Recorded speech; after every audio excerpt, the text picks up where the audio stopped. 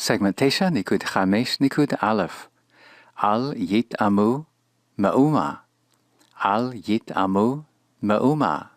Through this segment, you'll learn how to direct someone to avoid a specific activity, particularly when there would be immediate danger associated with moving ahead with that activity. We've been learning how to issue directives and commands of a positive sort, but from time to time it becomes necessary to issue a command of a negative sort. We call these prohibitions. It might seem logical to issue a prohibition by placing the particle lo before an imperative. However, al ta'as et hadavar hazeh. Al ta'as et hadavar hazeh. Don't do that thing, because that's not the way to form a prohibition in Hebrew. There are two ways to go about forming a prohibition.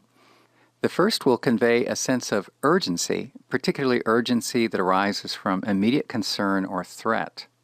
That's the sort of prohibition that this segment will be presenting. In the ensuing segment, a second level of prohibition will be introduced. It goes by the name of legislative prohibitions. It has less a sense of immediate looming danger. Now then, for that first sort of prohibition, the urgent sort, this is fashioned by using the negative particle al, typically spelled with a makef right after it, and this is followed then by a verb in the jussive or cohortative mood. You want to keep in mind that most of the time jussives will look as if they were simply yuktols, the indicative futures. The title for this current segment presents one of these urgent prohibitions. Ha'adam v'habehema al yit amu ma'uma. The king of Nineveh hopes to avert a catastrophe, and so he issues this prohibition. Human and beast must not taste anything. Incidentally, this is drawn from Jonah chapter 3, verse 6. Notice the al plus jussive in the expression al yit amu. This is an urgent sort of prohibition, al plus jussive. Generally, a prohibition will be delivered to someone that you are directly addressing. It might be a singular individual, it might be a group, plural. In these circumstances, the jussive form will naturally be second person, all plus a second person jussive. We saw a jussive with second person in the prohibition that was inserted in the first paragraph of this segment. Al ta'as et hadavar hazeh.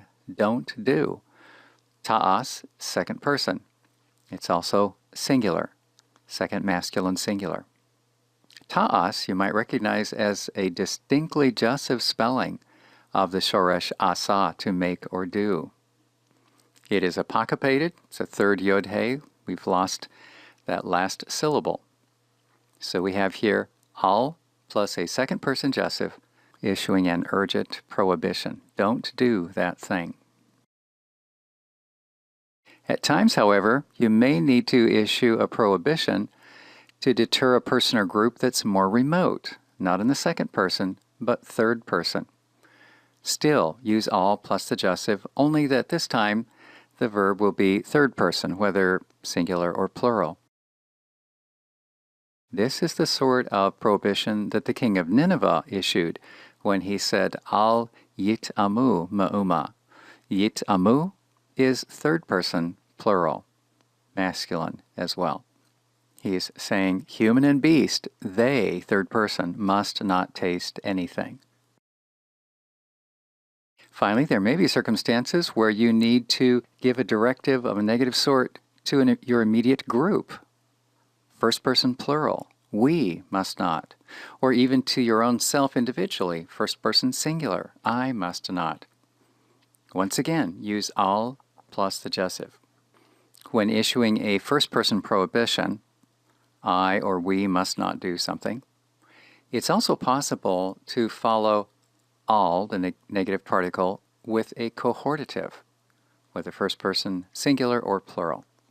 These then encompass the ways to fashion an urgent prohibition.